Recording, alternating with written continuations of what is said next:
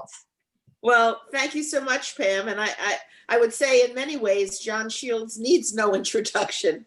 He has many fans due to the passion and expertise he's demonstrated when educating us all about the cuisine of the Chesapeake Bay through his PBS television series and cookbooks. He's often called the culinary ambassador of the Chesapeake Bay.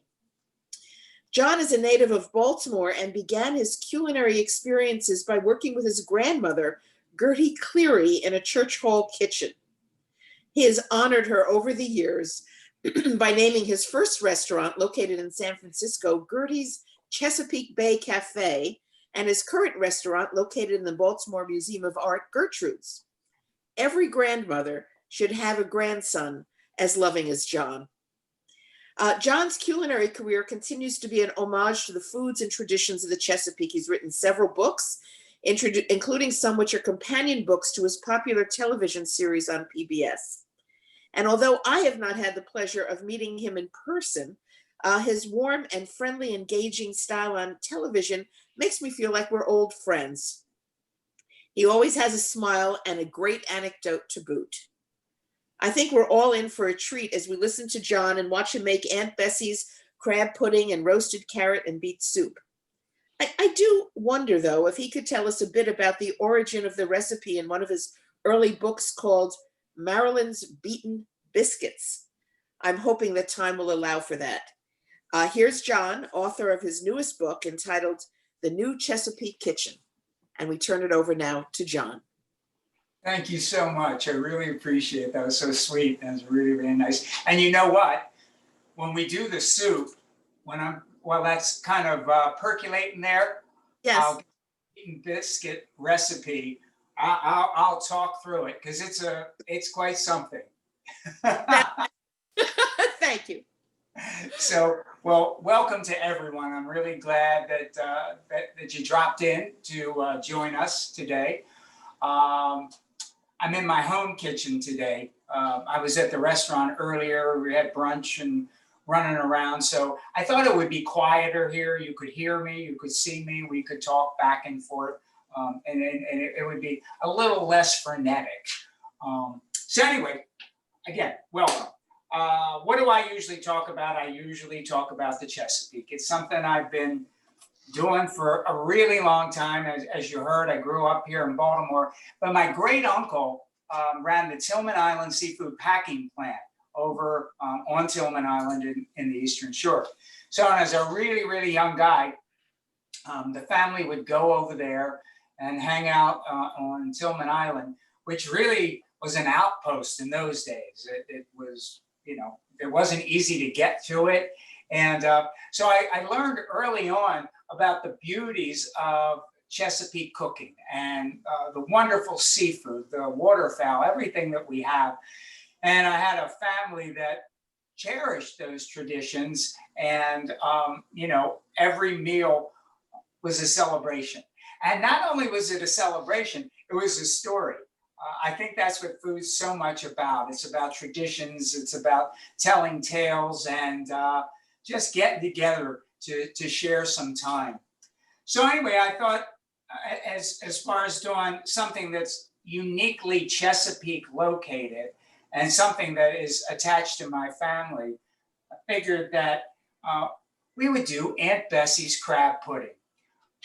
I have that actually, I think I put that in my latest cookbook, The New Chesapeake Kitchen, because in that book, I was kind of looking at how we could put one foot in the past to see our way to the future in cooking around the Chesapeake. And Aunt Bessie's recipe is a perfect example of that. So the premise is, we don't have quite as much crab as we used to have. So I reserve my crab cakes primarily for special occasions. And then I look for recipes, and most of them are old-fashioned recipes, that would take that 1 pound of crab meat and stretch it out so we could feed a whole bunch of people instead of just 2 or 3 people with that pound. So Aunt Bessie, she was a thrifty gal, and she knew how to make things stretch and make a budget work. So this is how it goes. And when it says it's pudding, it is a pudding. It's a custard. It's just so warming, and you know, it wraps its arms around you. So it's a good thing. And so let me get started on this. So first, we have a little bit of sautéing to do, and I'm going to start. I have some butter in here now. Aunt Bessie, she generally she would do a mix of half butter and half bacon fat, because when she cooked, and just like my grandmother Gertie, sitting on top of that stove, right up on that ledge, there was always some sort of tin jar that you would pour the bacon grease in. And they used that to flavor just about everything. And they lived a long time. So anyway, I'm going to get a little bit of chopping done here. I already did my onion, most of my celery, a little bit of green bell pepper. Now, some of the things, I mean, obviously you can play around with any recipe. It's you know, so easy to do. Now, I'm following Bessie's recipe here, and it's just green bell pepper. But other times when I was doing it around the holidays, because I'll often use this around the holidays because you can put it on a buffet, I would put red bell peppers and green bell peppers in, and it made it look really, really pretty.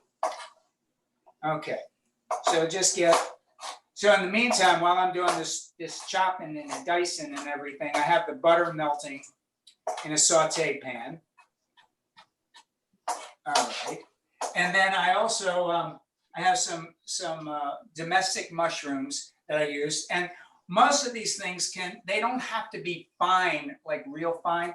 It's more of a coarse dice, a little bit of a larger dice, because as it bakes down, everything sort of kind of dissolves.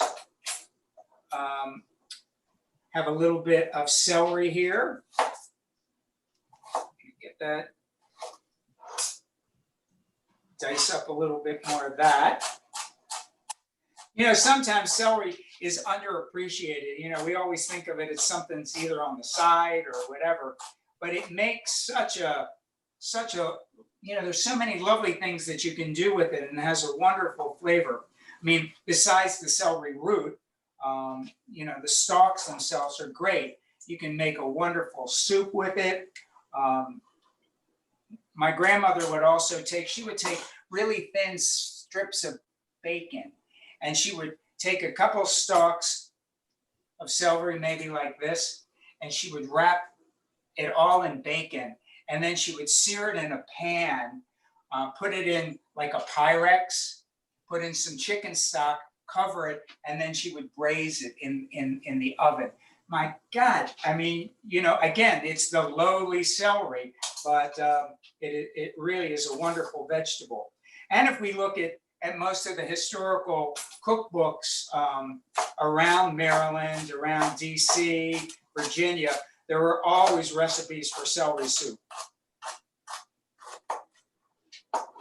Okay, I think we have enough celery here. So I'm going to get a start here on the saute. I have some onion, a half a cup of onion, some celery,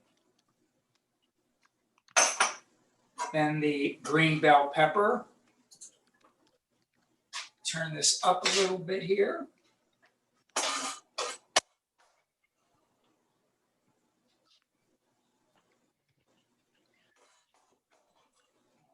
There. All right, there we go. Get that sauteing. Again, when I was talking about you can do whatever you want to do, you could, if you like garlic, you could put some garlic in here, give it a little bit more flavor. But growing up where I grew up, you know, I kind of came from either a Germanic or an Irish family.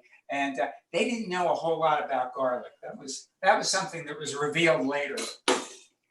John, I'm going to ask you a question about substitution, and it comes from someone who's in Germany, watching us from there. Yes. Her question is, she has no source for crab meat.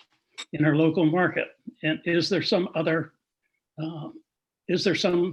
substitute for crab meat? Yes, I mean, there's so many things that you could substitute in there if you wanted to do, a seafood base.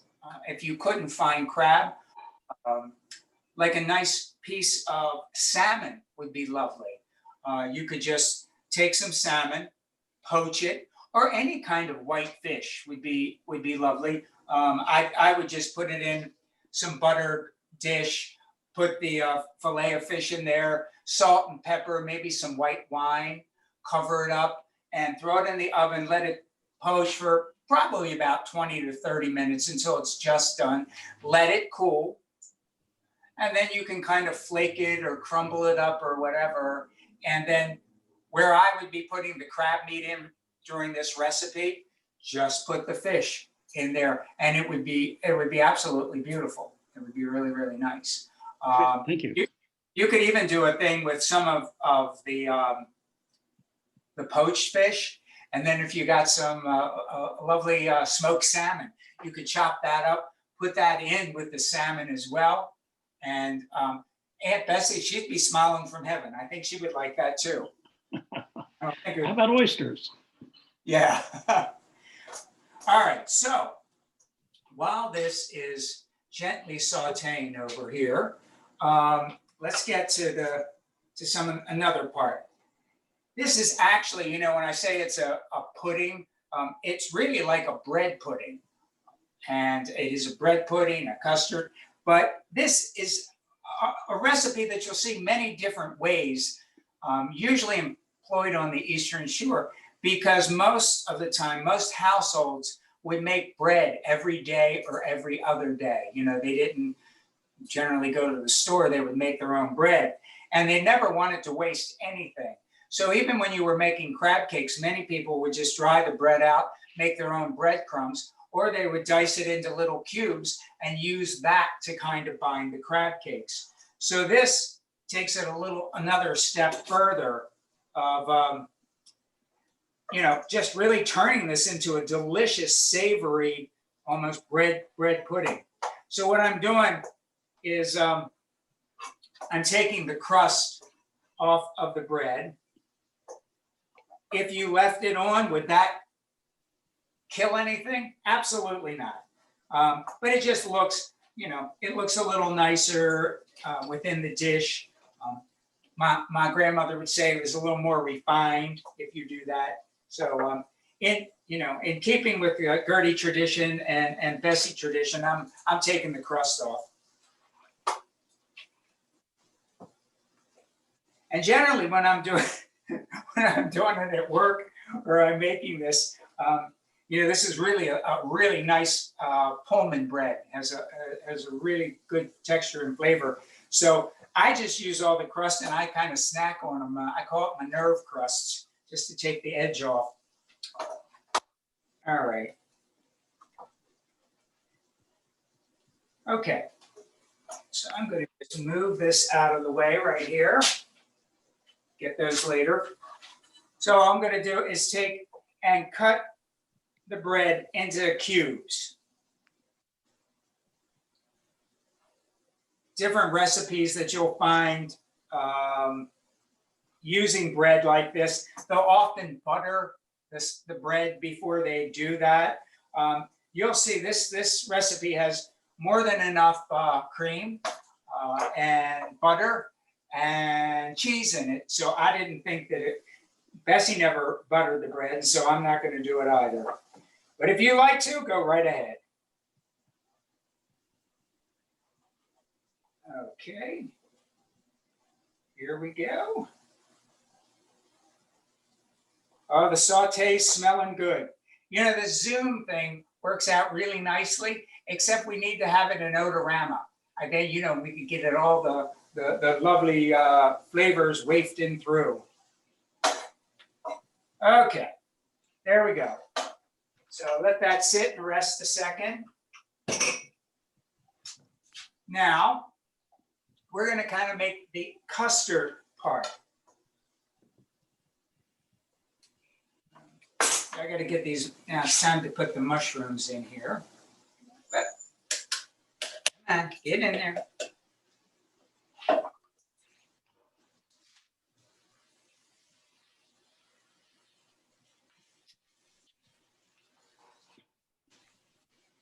So as this is cooking, I'm actually, you know, it calls for the salt and pepper in the recipe. I always add a little bit while I'm sauteing the vegetables.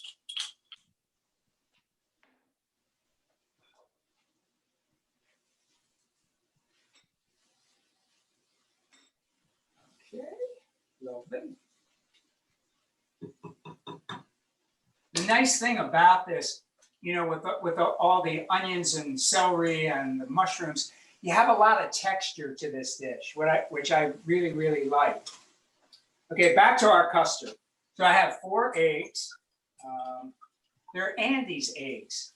Most of the stuff that I have today is from the Waverly 32nd Farmers Market here in Baltimore. It's my spot to shop. I'm there every single Saturday, year round.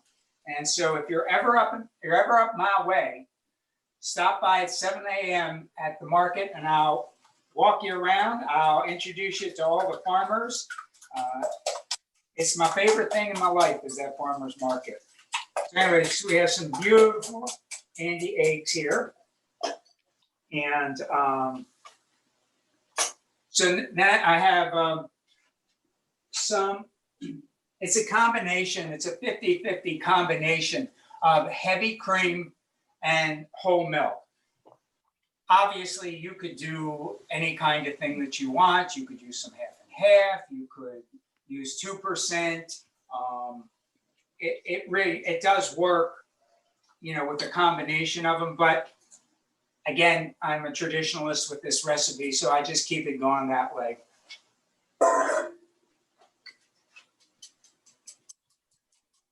All right. Okay, so that. Now I'm going to put about a half a teaspoon because I already put some salt in the sauteed vegetables. And then a little bit of cracked black pepper in here, about a half a teaspoon. And then the ubiquitous Worcestershire sauce. You can tell that a lot of the foundation of Chesapeake cooking, you know, came from England, because even in the early recipes that I find, there's always Worcestershire called for. So this doesn't get much in this. This is about a teaspoon. One of the spices that I thought could work well in here, and again that you find in many early American Chesapeake recipes for seafood, is mace. They put just a little bit of mace in there, and I think that actually could work quite nicely in this. I didn't do it today, but one of those days we could try it. And a little bit of Tabasco, just a couple dashes. You don't want it to be too hot. And there we go. So this essentially is the custard mix right here. All right, let's get back over here to our little saute deal. It's looking just like it's supposed to. Everything's breaking down. You're just really sauteing it for, you know, about 5 minutes or so. It doesn't have to be completely soft. You just want them to start to wilt a little bit and to take on the flavor of the butter or the bacon drippings. Okay. So now here, front and center, I think you can see, I have the sauteed vegetables. And next, it's the crab meat. This is the star of the show. So we can also talk about this, and usually people have a lot of questions about crab meat, types of crab meat to use, local crab meat, imported crab meat, where it is from imported, all those kinds of different things, and variations products that you could use in place of that. So when we finish the class, any questions you have about that, I'll be glad to answer. So I'm going to take, this is lump crab, and I find that that works really nice with this. You could use jumbo lump, but you know, when you're putting something like this into essentially a casserole or a pudding, I don't see the sense in using those great big, extraordinarily expensive things of jumbo lump. The lump will work just fine. And if you're kind of on a little bit of a budget and you say, oh man, I don't want to make, spend that much. Another great idea is claw meat. Claw meat works really well in here. It's beautiful. It's got a great sweet flavor. Again, you could double this recipe and make a big casserole. Use 1 pound of the jumbo and 1 pound of claw mixed together, and it'll be awesome. And you can feed quite a crowd with that. Okay, so now what I'm doing is I'm just folding this crab in. I'm not taking a spoon. I'm not doing anything violent to the crab, because you have these beautiful lumps in there. You don't want to mess that up. We spend the extra money to have some lumps, so you have to treat it gently and with great respect. All right, this is looking good.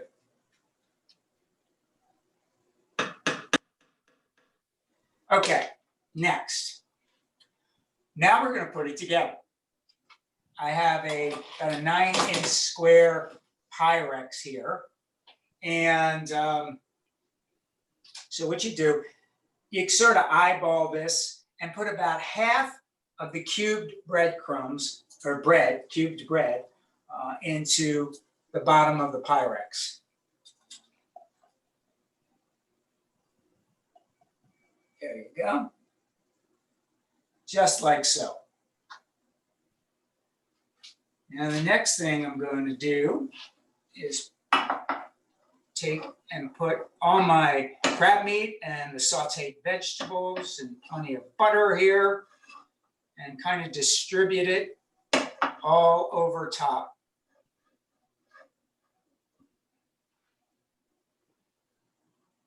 Look at that.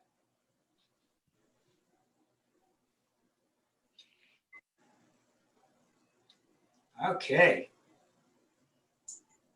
With that butter, with all that butter, and when you're sauteing it and you see all the juice at the bottom, it looks like a really good sauce to me. Just throw that in there. Okay, so there we go. Next, take the rest of the breadcrumbs and put these all over top.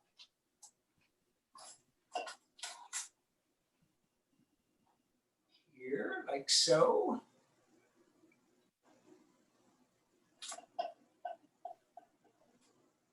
Okay, there we go. Now, we take the, here, let me grab a tray right here real quick, like.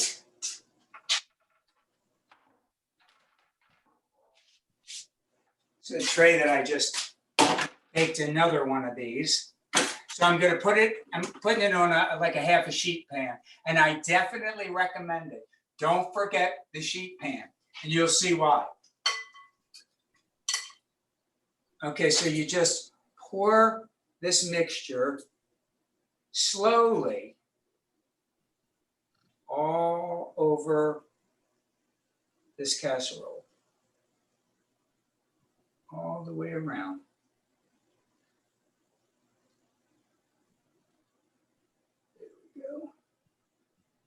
All right. So there we go, like kind of like that. Now, generally, what I do is take this, wrap it in foil, and then I put it in the refrigerator. It's generally a good idea, you know, to put it in there for About an hour, at least an hour or so, because what happens, it's sort of like when you make crab cakes and you put that bread in, whether it's cubed bread, whether it's breadcrumbs, whether it's panko, let them sit together for a while because the breadcrumbs can then absorb some of that liquid before you're actually getting started with it. Let me see what I have here. So some foil here. This up nicely.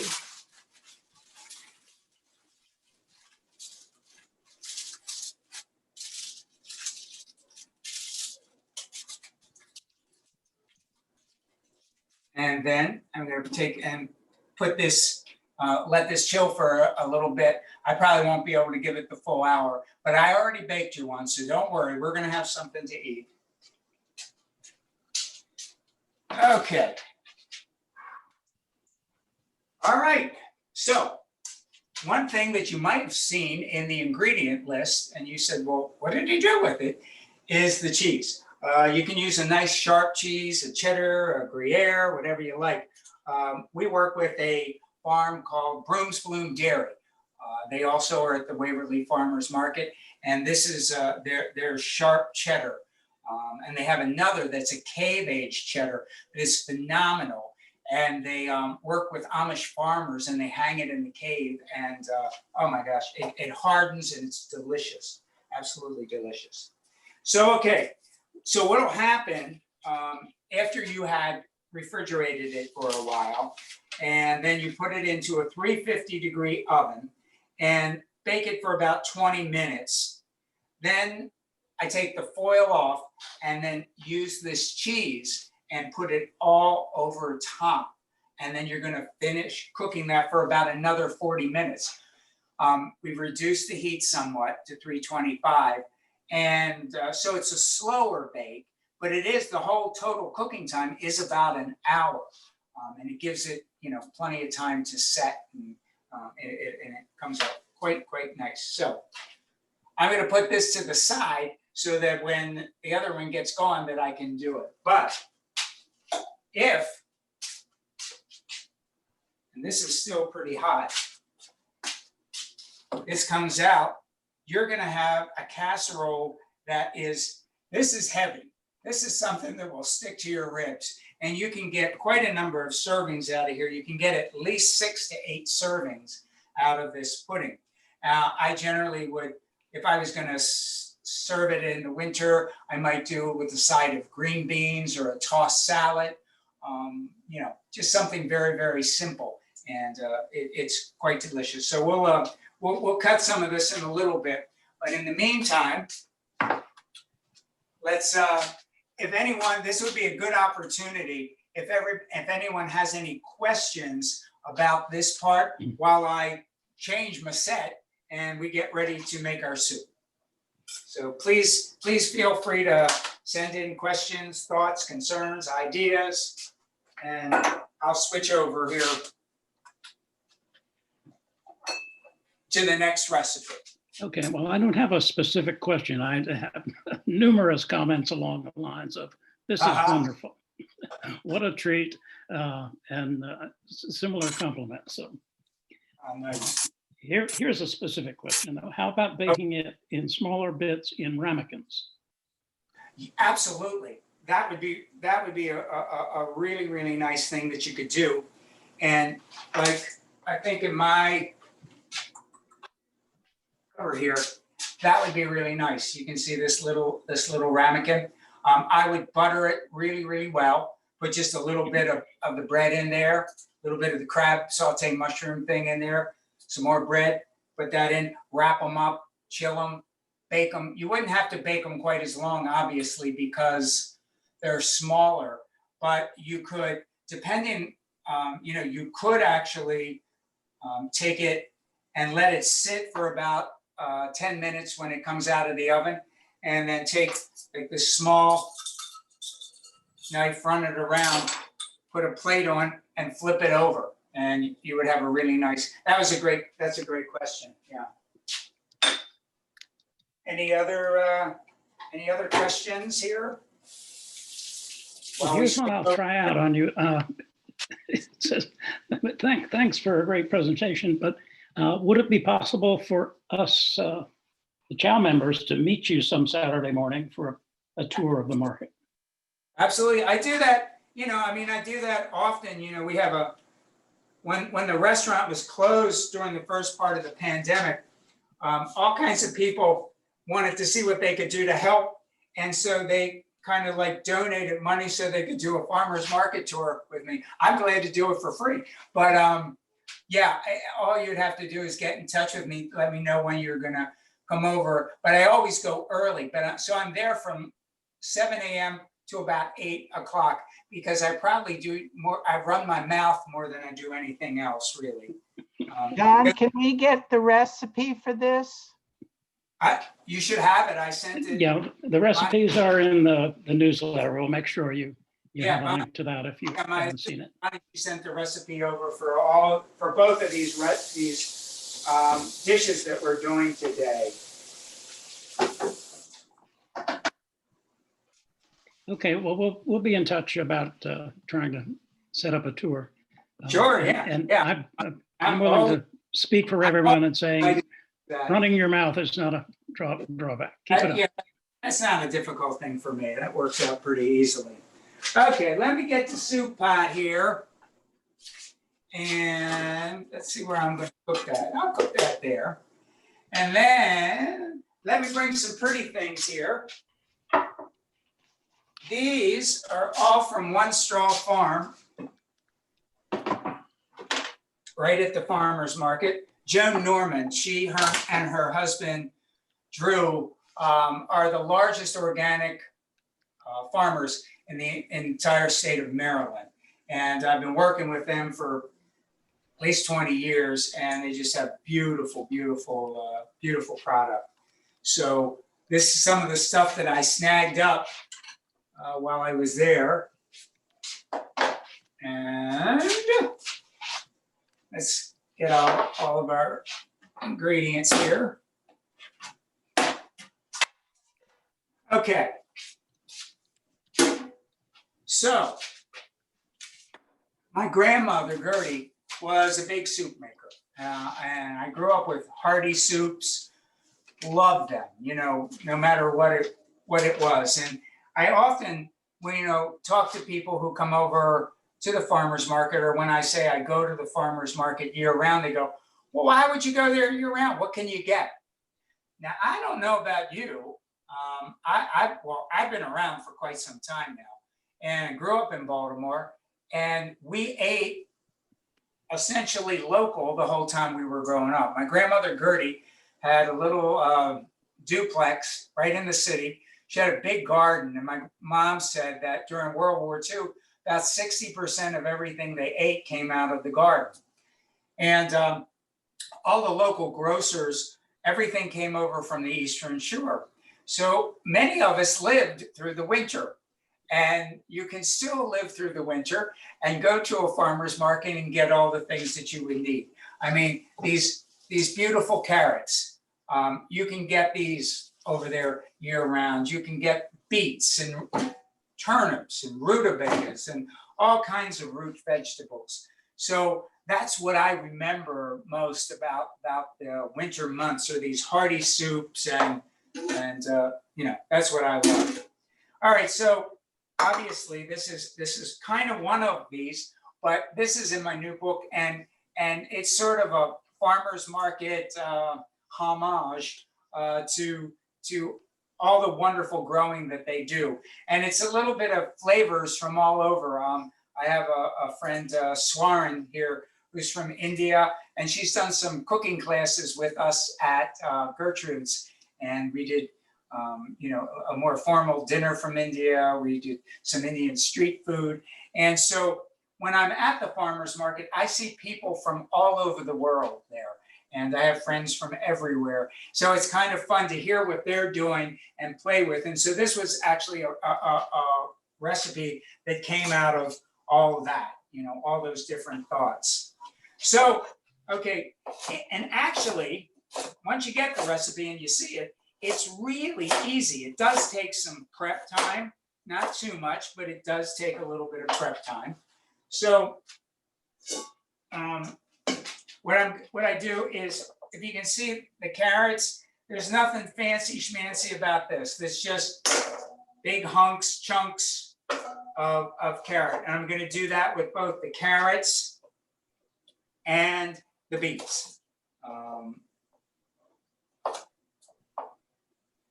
You could do this, you know, straight with the carrots the way they are and the beets the way they are, but I roast this. So that's what we're going to do. We're going to roast it because I think when we roast a lot of these vegetables, it brings out so much flavor. It brings out some of the sugars in it, and gives just a fantastic flavor to whatever kind of soup or anything we're making.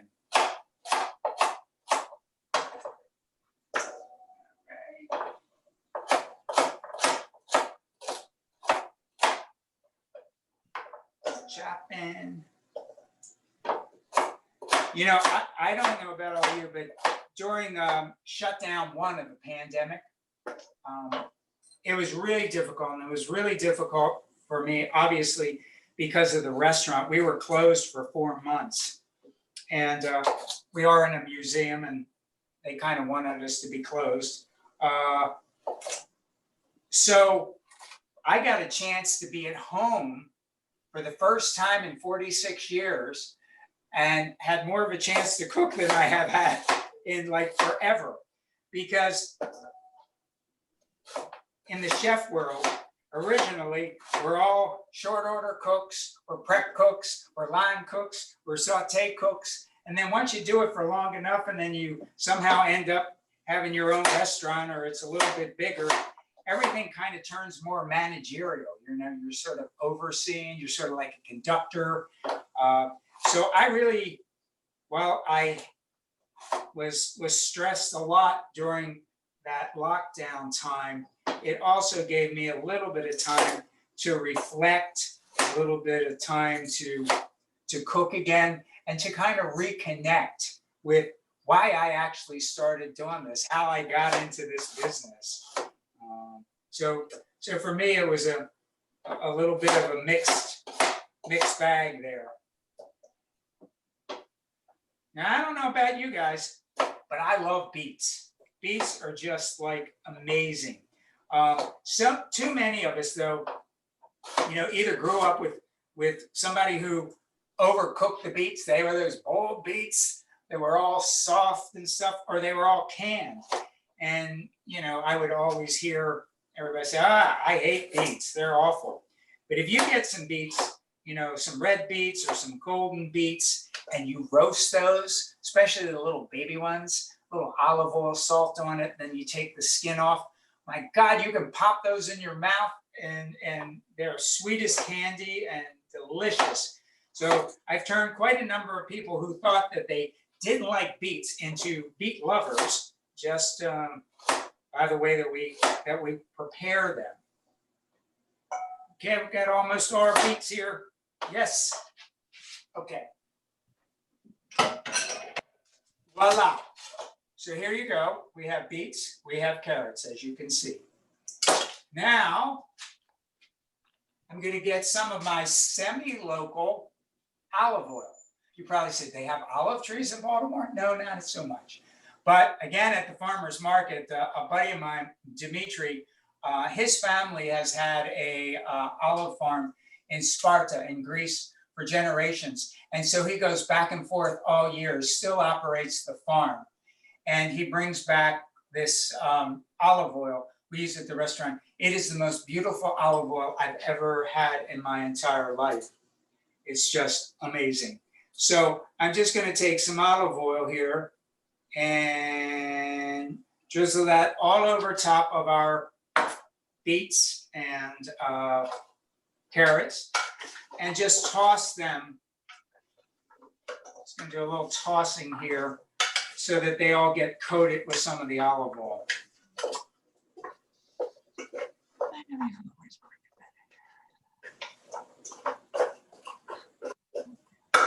Okay, so I'll take those and I'm going to lay this all out here.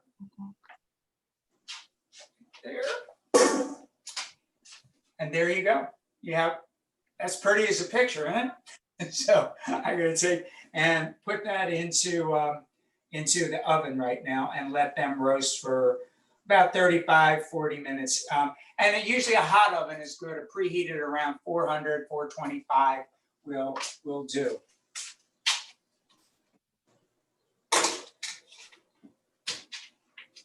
Okay, now let's get to the soup. Going to try to turn this on without burning anything down. Okay, so I did, let me see where I did this. I did roast these a little earlier so that you didn't have to wait the whole 35, 45 minutes for the other ones to roast. I could tell stories for that long, but I thought I'd let you off the hook today. I didn't want you to have to suffer too much. Okay. So now what we're gonna do, got a pan here, and I'm gonna put some more olive oil in here. Now, olive oil, you know, if you're gonna do a hard cook, like a fry or a heavy saute, I wouldn't suggest using a beautiful extra virgin olive oil like this. You wanna use more like a second press or a pomace for sturdy frying and cooking. But for a gentle saute, I look at the olive oil as almost a flavoring. You know, think of how we use vanilla extract, and we just use a little bit to give a whole thing a wonderful aroma. Well, olive oil can be the same way, especially a very good quality extra virgin olive oil. Hey, John, one of our members that's familiar with Dimitri's olive oil and mentioned that it's possible to adopt a tree. Yeah. Can you talk a bit about that? Well, you got to be careful. Yeah, I mean, they'll get you to adopt a tree in your honor. And another thing that Dimitri does, you have to be careful if you meet him at the market, because he talks to you and says, well, come to Sparta. Just come. And I know more people who just came. They got tickets and they went. And he lives in this tiny little town. He puts them up in people that live there places. They go and they pick olives with them during the harvest time. They don't do pick olives difficult. They do it very gently. And each night is a dinner in a different little house throughout the village. So there's a lot of wine, a lot of talk. So yeah, so you can either plant a tree, or you can go over with Dimitri and actually do some picking of the olives. All right, so right now, just again with olive oil, you want to be careful, and especially extra virgin olive oil. It doesn't have it doesn't tolerate high heat. You want to get it warm enough, but you don't want to bring it to any kind of smoking because it'll burn.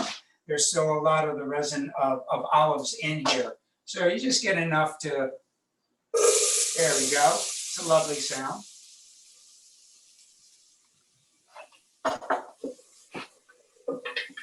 Okay, so we're just gonna saute the onions for about 5 minutes, a gentle saute, and then we'll be ready to get this thing started. I have, like the recipe that you'll get, you know, it calls for golden beets. Joan didn't have any golden beets, so I just used red beets today, and I've made this many times with both, and it comes out beautifully either way.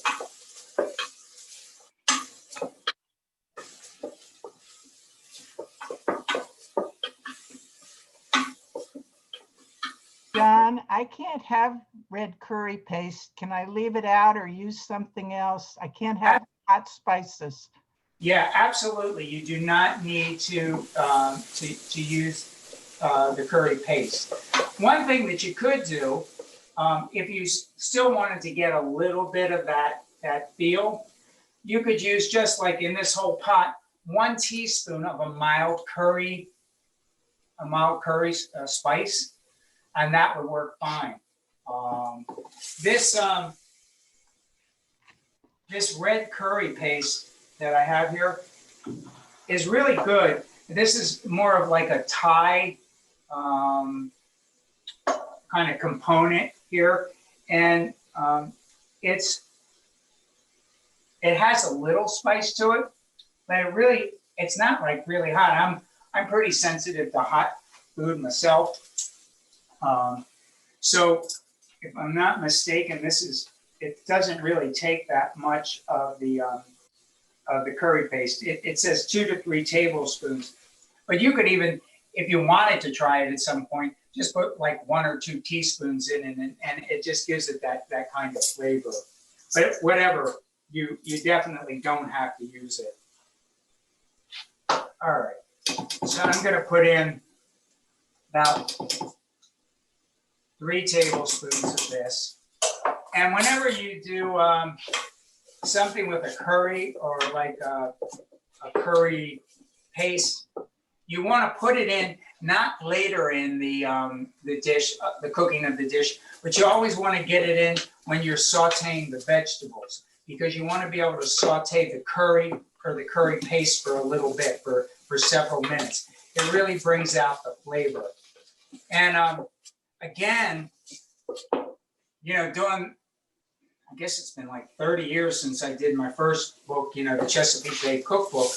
And I spent a year, you know, researching, and I was in libraries and the Maryland Historical Society and the Library of Congress and, you know, Pratt libraries. But over and over again, so many of the recipes, the early American recipes, all had curry. There were many curry dishes in it. Obviously, you know, England was a colonial power, but the other thing that worked well with that, especially during those times, was we didn't have much refrigeration. And so things would go off. And the way that they dealt with things going off a little bit was to use a lot of spice, and not so much hot, just spice, to have a good bit of the flavor there.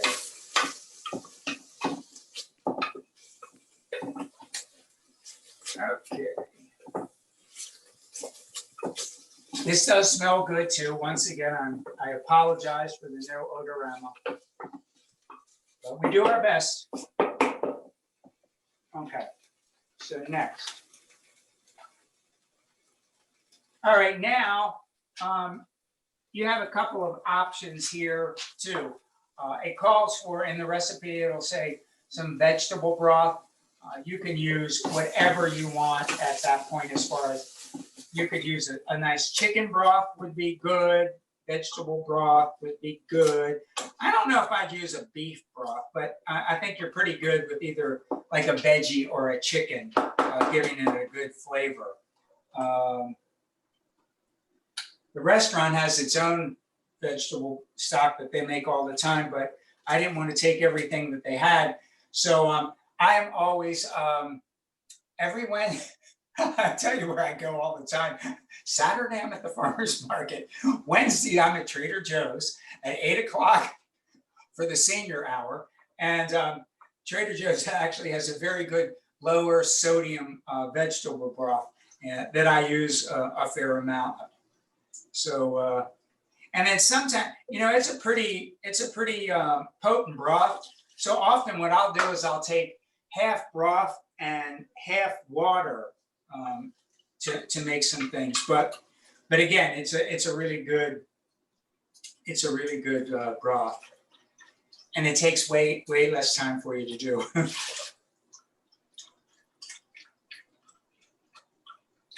Okay, so we got a whole quart in here, 4 cups.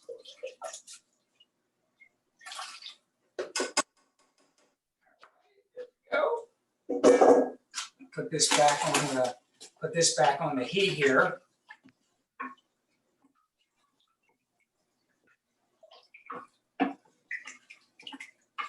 Okay. And I'm going to put a little bit of salt in here and a little bit of pepper. So the question before with no curry, so if I didn't put any curry in, let's say we didn't want to put any curry in, what I would do instead is I would use some thyme, maybe a little bit of basil. That'll kind of give you the flavor, and it'll flavor the broth, because right now we're getting a lot of the broth is being flavored by the curry, but it just as easily could be flavored with herbs. So totally try that as well. Okay, now I'm going to turn this thing up, get it going. And here we have our lovely roasted vegetables.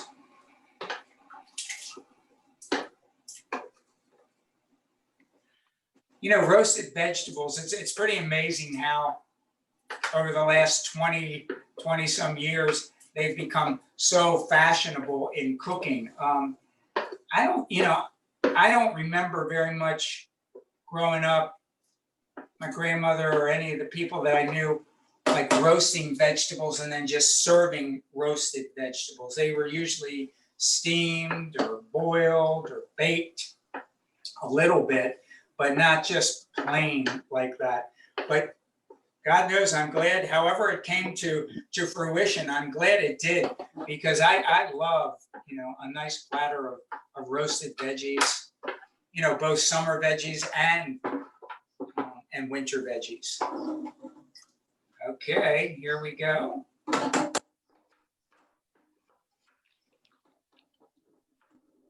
Now, what you could also do, which I'm not going to do right now, is, well, I can do it, why not?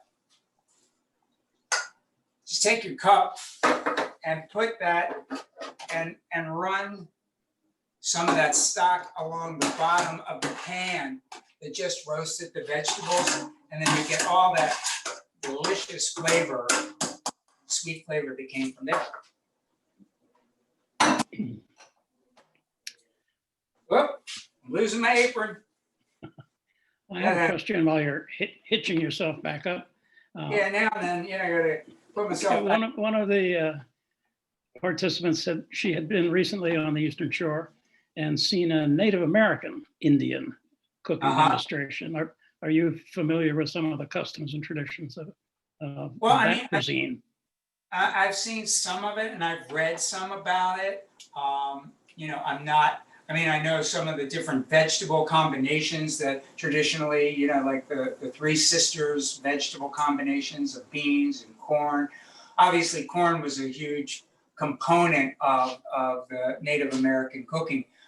There were Captain John Smith, like in, I forget, 1660, 1670, wrote in his diaries that about coming into the Chesapeake Bay, and he said that the native people were catching these strange looking crabby like things, and that they would roast them over rocks, hot rocks, and put kind of like, they would cover them, and then they would pick out the meat from these crabs. And then there was a tuber similar to a sweet potato that they grew, and they would cook that, and they would mash it, and then they would put it all together with the crab meat, and then they fried it in bear fat. So that was the original crab cake, the original Native American crab cake. And I'm quite sure with all that bear fat, that would stick to your lips or something. So here we go. All right, so we'll do that. So really, basically what you would do at this juncture is, excuse me, is just let this thing come to a boil, then to a simmer for about, I would say about 30 minutes to get it exactly where you want it. I cook these vegetables a little bit longer so they're pretty soft. So I'm just going to bring this to a quick boil, and then we can finish it just like we would be finishing it after a 30-minute thing there. So again, while the watch pot never boils, I won't look at it. But maybe we can go over some questions now. This might be a really good time. I don't have any questions waiting in queue. A number of comments about variations using other root vegetables and that sort of thing. Sure, I'll But answer anything.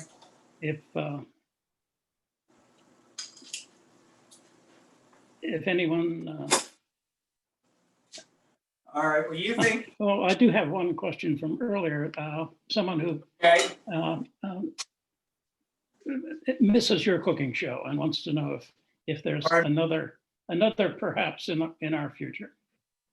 well, I've spoken a number of times with Maryland Public Television, and we have talked about doing hopefully doing some more episodes, especially based on my new book, The New Chesapeake Kitchen. And that would really be working closely with farmers, being out in the little towns again, seeing what's going on. And otherwise, a pandemic kind of came in the midst of things. So hopefully, sometime down in the near future, we'll be able to get back out there and maybe do some specials on that. Because I always love going out and meeting people and hearing more stories. It's the best. Okay, there's one question I didn't get to earlier, and it is: could you use oysters in the crab in the pudding? You could because they make a thing that's in an oyster pudding. Now, Frances Kitchen, who was the first lady of Smith Island Cooking, she made a wonderful kind of oyster pudding. Now, what she would do with that, similar, she would use the cubed breads and still a milk, butter, eggy kind of thing, but she didn't pile it up high. She made it like more elongated. One of the reasons for that is it doesn't take quite as long to cook. And whenever, as you probably know, if you're making an oyster stew or if you're making sauteed oysters or whatever, you don't want to cook them too long. They're not really nice, so you want to do a gentle cook with them. That's why doing a similar thing like this, but spread out in a larger pan and cooked at 325, kind of slow, would make for a really good casserole as well. Sounds great. Back to the beets. What are your recommendations for the beet tops? Beet tops. Oh, I love beet tops. Well, I wash them, and I generally, sometimes it depends how big they are. If they're older, what I'll do is take a pot of boiling water, blanch them real quickly, and then put them in ice water to refresh them, then kind of dry them off a bit. And then I saute them. I mean, one of the best ways to do, get some olive oil, chop them up a little bit, and then I just saute them with some salt, some pepper, and I always usually like a little bit of vinegar. You could use a balsamic vinegar or just a plain red wine vinegar at the end, just to bring out some of the flavor. Other people, if you want it, you can even, the ones that maybe are a little bit tougher or whatever, you can get a big pot, and it's kind of like you're doing collard greens or turnip greens. I don't cook them as long as I would cook a collard green. That takes a bit of time. But in a half an hour, you could stew it really nicely. You could put a little bit of salt pork in there. You could put a ham hock in there, or just do a little bacon. Start it with a little bacon and onion. And yeah, these are really good. And they're good for you too. And if you could explain a little bit about the different types of crab meat for those of us who aren't familiar with seafood. What is backfin and what's lumpkin? All right, let me find my crab. I keep a crab in the kitchen just for good luck. So anyway, Okay, here's a crab. We have a number of different kinds of crab meat. So if you turn the crab over, and you've probably heard about back fin. Well, this is the back fin of the crab right here. So once the crab's open, and they open up the chambers of the crab, you have some great big, huge hunks. That would be what you call jumbo lump. Then there's a kind of a succession of some kind of lumps and kind of smaller amounts of it. And that's what you would call lump. Then everything else that's there, and there's smaller pieces, you call that back fin. And then I guess you all know where the claw comes from. It comes right out of there. So that's sort of the different types. Obviously, you know, the most expensive and the one that everybody talks about all the time is the jumbo lump. But even when I'm making crab cakes at home or at the restaurant, I like to mix 50% jumbo lump and 50% lump. I find that it gets a better texture to the crab cake, because if you use all jumbo lump, it falls apart. There's nothing to kind of hold it together. So I find that's the best way to do. There's other ones. I have a recipe. It's kind of an old-fashioned called a boardwalk crab cake. It's more like you would find at a fair or a carnival or down at the ocean. And that uses mostly claw meat with like a little bit of lump crab in there. It has a good bit of mustard in it, usually just a real mustard, not fancy mustard, just a plain yellow mustard. And they're generally fried. But you know, the main part of that is claw meat, and it really makes an awesome crab cake. It's sweet, it's delicious. So again, especially when this past summer and the summer before, local crab meat, jumbo lump, has been somewhere between 50, 60, and I've even seen $70 a pound. So you really can't make a whole lot of that as crab cakes unless you take a second mortgage on the home. So I am encouraging people to mix the crab meats, and you can bring that cost down, and you're still going to get a great product. The ladies down on Smith Island, I don't know how many of your members have ever had any of their crab meat. They pick the crabs. It's a cooperative, and they pick the crabs, and they take every bit of the crab and put it into all one container. Whereas every other picking house, you know, segregates jumbo lump, back fin, claw. They put it all together because that's how they use it where they live on the island. And I think it makes, I grew up knowing all these different types and everything, but that was a eureka moment, that is the best way to do a crab cake, to do anything with the whole crab, because you're going to get the flavor, and there is different flavors from different parts of the crab. So that's something that I definitely suggest and recommend to try. Let's see what we got here. Let me just check this out and see what's going on here. I think I got to get this, got to put a little bit more, I'm going to throw the pudding back in for a little bit and to brown it a little bit more. But this is essentially, you know, where you want to get. When you get close to this, keep checking it every like 5 minutes or so, because you want it brown, but you don't want it to go too brown. And once it gets close, it goes quickly. All right, let's go back to our soup. See what's going on over here. Let me see if I forgot anything. Oh, okay, we'll let this go for a couple more minutes. I'll talk a little more about crab meat. Another question people have, is frozen crab meat okay? Frozen crab meat, it can be all right depending on how you defrost it. I learned this from the ladies on Tillman Island, that if you have frozen crab meat, and they would freeze it, they would put it in big pans, they would pick it, and then they would drizzle milk over top of it. put it into baggies and freeze it. So the milk would crystallize. And when you were ready to use it, you would take it and put it into a colander. Put a bowl under the colander, cover it all, put it in the refrigerator overnight, and it'll defrost. The crystallized things just come to the bottom, and it's almost like you have fresh crab meat. It's pretty remarkable. I couldn't believe it. So you can do that. Pasteurized. Again, in the old days when pasteurized crab was around, it was okay, but it wasn't great.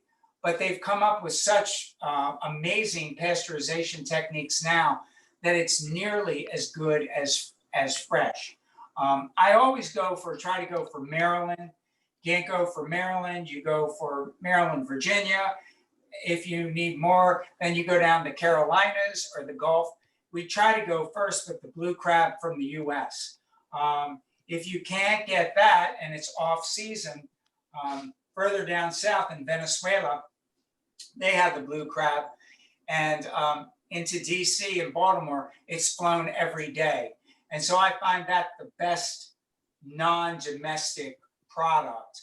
And then you also have, obviously, if you go to Costco, you go to most of the grocery stores, the things that will, probably 80 or 90% of all the crab that's sold around here comes from Southeast Asia.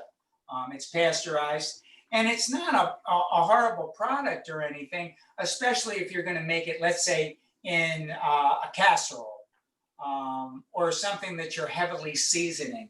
But if you really want the good flavor of crab, you want to go with a domestic product because they didn't have to bleach it out to transport it. So you still have all that yellow mustard, the fat.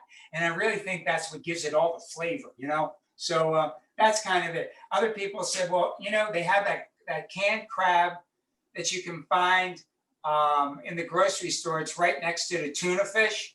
I said, well, if I got some of that, only thing I would use that for would be to give it to my cat. Don't use that for your crab cakes, okay? Okay, We have to agree on that right now. I promise. Now, Okay. my question before I forget it is, you threatened to talk about beaten biscuits, I believe. Oh, that's right. We got to do our beaten biscuits. That's a very good one because we're getting ready for this soup, and you have to have. Biscuit will go well with that bowl of soup. Well, we have a number of different culinary traditions here in the Chesapeake that are really uniquely Chesapeake. One is the St. Mary's County stuffed ham. I'm sure many of your members know about that. It's a corned ham that's stuffed with all kinds of greens and kales and onions and mustard seeds and hot pepper. And it's boiled in like cheesecloth or a t-shirt and boiled in a pot and then left in the pot overnight. And then they refrigerate it and they slice it down. And it's paper thin. And it has all these beautiful streaks of green, veins of green running through it from the kale and stuff. And so that's where you would originally see mostly the beaten biscuits. A lot around Southern Maryland and on the Eastern Shore. Every area had their own kind of version of that. And every region would say that theirs was the best. And some of those reasons were because of the flour.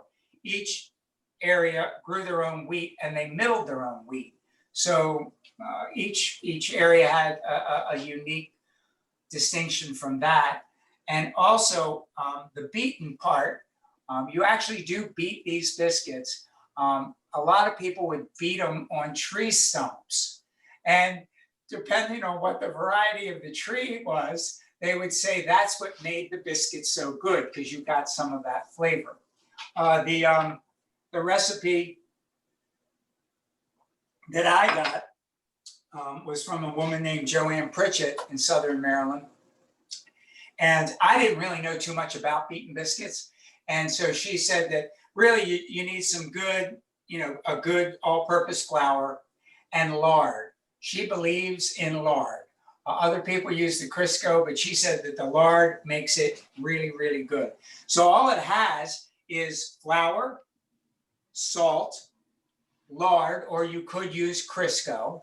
It's sort of like you're making a pie dough, but you're using way less of the shortening or the Crisco or the lard, and some water. And so Joanne said that you would just mix all that together and get a really good stiff dough.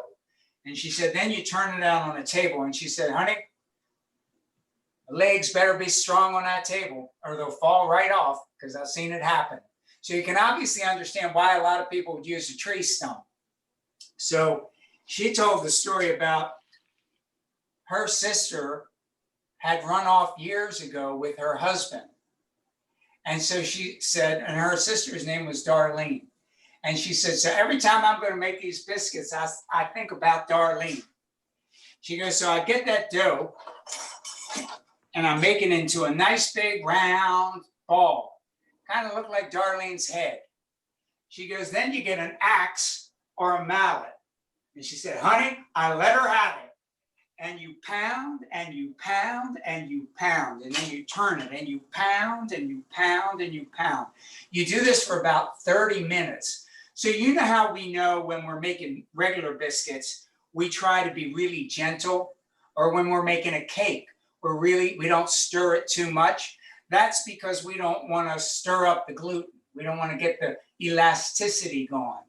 Well, the other way to deal with gluten is to beat it out of the flour. So it's like beating the hell out of the flour and get rid of the gluten. So that's what she would do. And then you flatten it out, roll it out, and cut it into little balls. And you roll them into little balls, put them on a tray, and then you would use like the tongs of a fork and just put little holes on the top of each of them. And then you put it into a really hot oven, about 425 degrees. Darlene says, just put that into a really hot oven. And then she said, and then she goes, I would always put a little liniment on my arm right after that, or otherwise it's acting up the next day. So that's the tradition of beaten biscuits. So they're not like, don't think of a buttermilk biscuit. It's kind of a biscuit with a cracker as a cousin. It's an interesting thing, and it works really, really nicely with that Maryland, the Southern Maryland ham, or you could even use any kind of thin sliced ham cold on it and put some grain mustard with it, or a chutney mustard with it, and it's delicious. So anyway, that is the beaten biscuit tale. Well, I'm glad I asked. Well, yeah, it's something. Here, let me quick push this over a bit. Push my things over here, and then bring this over here because we got to do a little burn. Now, this is a pureed soup, so you could either, I'm gonna use a immersion blender, or you also could just use your blender and do it in batches. So, let's see if everything works here.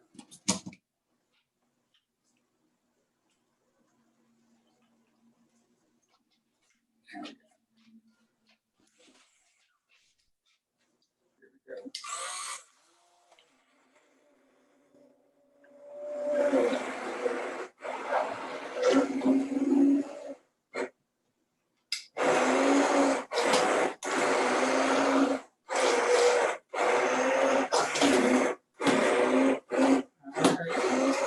go. Here we go. And always be careful at this part. This soup is hot. If you're doing it with a blender, make sure that you put a towel over top of it when you're doing it. Put it on really slowly at first, and then you can work the speed up from there.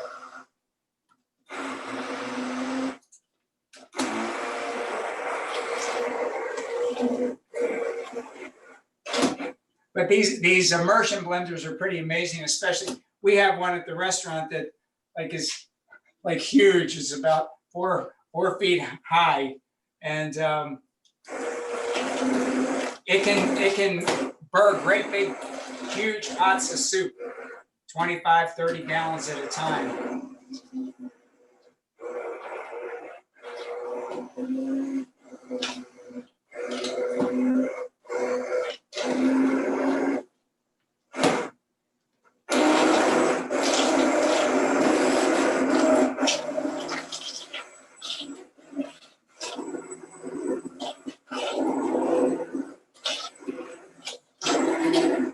All right, here we go.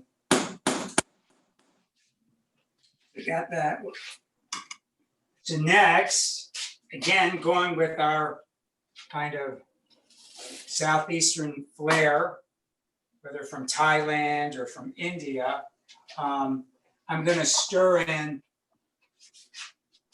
some coconut milk. I got, it's reduced fat coconut milk, because as you probably know, coconut milk has a really, really high saturated fat content, which can be good, but I just tried to tone it down a little bit here.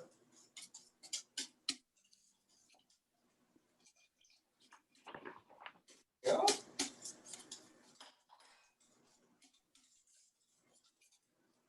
I don't know if you're seeing this in living color, but it's an absolutely gorgeous soup. It really, really, really is beautiful. Let me grab this here. Let me pull this here. Here we go. Isn't that lovely?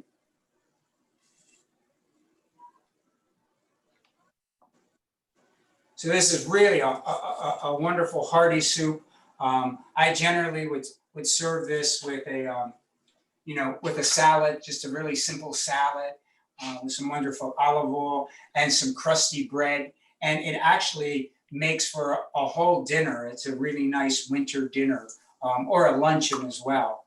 So anyway, that shows you, some of the beautiful thing you can do just by going to the farmer's market or going to your local store that is selling local produce in season, and you can come up with some absolutely beautiful, beautiful dishes. So any other questions? I think we cooked our 2 recipes. What is there a substitute you would recommend for the coconut milk? Something? Now,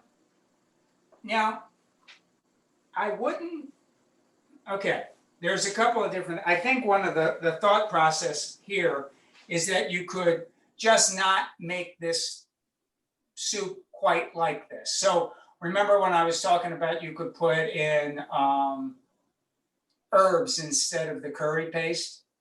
You could use herbs, and then instead of using the coconut milk, you could just use some half and half in it. I would obviously I'd heat up some, or put some half and half, about, let me see, it's about 2 cups in it. And again, it would make for a really, really good soup. Another thing that you could do with it is you could, if you didn't want it as a hot soup, you could chill it. And then right before you're going to serve it, you could stir in yogurt. Or you could still do that when it's hot. You just don't want to cook the yogurt with the soup. So you could put it into the bowl, put a couple big dollops of unsweetened yogurt in it, stir that all up, and that would be delicious as well. Sounds good. Now, I just reminded of a comment that came up earlier. How can you explain not touching that can of Old Bay in making two old recipes? I know, and then I have a can of Old Bay. Well, I always keep a can of Old Bay in my kitchen. Yeah, I can't have my kitchen without the Old Bay. Now, one of the things, Aunt Bessie never used Old Bay in her crab pudding, but you more than certainly are welcome to put a little bit in. Old Bay is an interesting thing. A little bit of it goes a long way, and it's really good. A lot of people, believe it or not, on the Eastern Shore are not total crazy about it. They like using something like that to steam crabs. But when they're actually making crab cakes or a crab dish, they think it overpowers the flavor of the crab. So they're pretty judicious with it over there too. You know, Old Bay originated here in Baltimore by this guy. He was a spice merchant down at the Inner Harbor. And all along the Patapsco River, there were canneries and factories. And so the owners of the bars went up to these guys, the spice merchants, and said, could you make us something that's real salty and has got a lot of flavor? And so Mr. Braun said that he just used, everything was at the bottom of all his barrels that was left over, put it together and put a lot of salt in it. And that was the original Old Bay. Eventually he standardized the recipe, but you know what they did with it? In those days, those bar owners would take that mixture and take it back to the bar, and they'd get bushels and bushels of crabs, and they would steam them up with this mixture, and they just threw the crabs all over top of the bar, and they were free. They used them to get people to drink more beer. That's why they wanted it salty. So they were the original Chesapeake peanuts. So there you go. That's a little bit of background on Old Bay. Thank you. No other questions. A number of generous thank yous. I think I'll let Pam take over All right, great. at this point. And I'll send you a link when we have the recording, John. And Pat, thanks for all your help on this. I appreciate it. happy to do it. Well, thank you. You were so generous with your time. It was a pleasure to have a private cooking demo with you. This was just a real treat. And for me personally, thank you for the shout out about the farmers markets. Yes, I am a market manager at a market in Silver Spring. So All right. every Saturday at 6:30 in the morning, you can find me in Silver Spring setting up a farmers market. And we actually have another member who volunteers every Sunday at the Olney Farmers Market. She's here, Judy Newton. I know you. On here. I've done some demos down there. Yes. Yes. So you've got some big farmers, and I know a number of our members shop at farmers markets, but thank you for the shout out for farmers markets. They're important, especially in this time of COVID, when we've been, I'm going to get off my soapbox, but we have been determined from the very beginning in Maryland is to be essential. Absolutely. They are heroes. Yes. Our culinary heroes. Yes. Thank you for You're that welcome. shout out, but I'll get off my soapbox about farmers markets. Okay. But again, thank you very much for your time. This was a real treat. I'm wondering who you're going to feed your 2 delicious casseroles to. I already told everybody at the restaurant I'm bringing them back. It's going to be family meal. They were all excited. Okay. All right. So I guess we're not getting any. But thank you very much. I'm sure a number of us will be making them for other family and friends. They look delicious. Great. Thank you so much. Okay. Maybe look for us at Gertrude's in the near future. I'm sure a lot of us will be making the trip. All right. Thank you. I appreciate it. Have a good rest of the day and the rest of the weekend. All right. Thank you.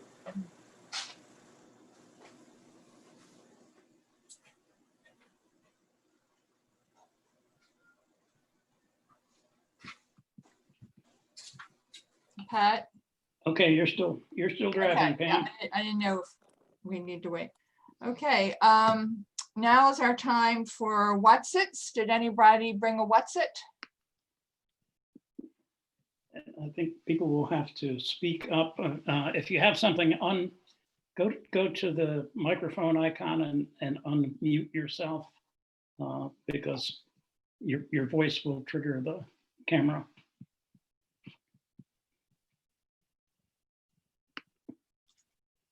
And okay, well, Anybody, and know what's its today? nope, Okay. don't see it. I saw in the chat some really fun ideas about following up with John, either, a group visit to his restaurant, possibly having a tour of the Waverly Farmers Market with him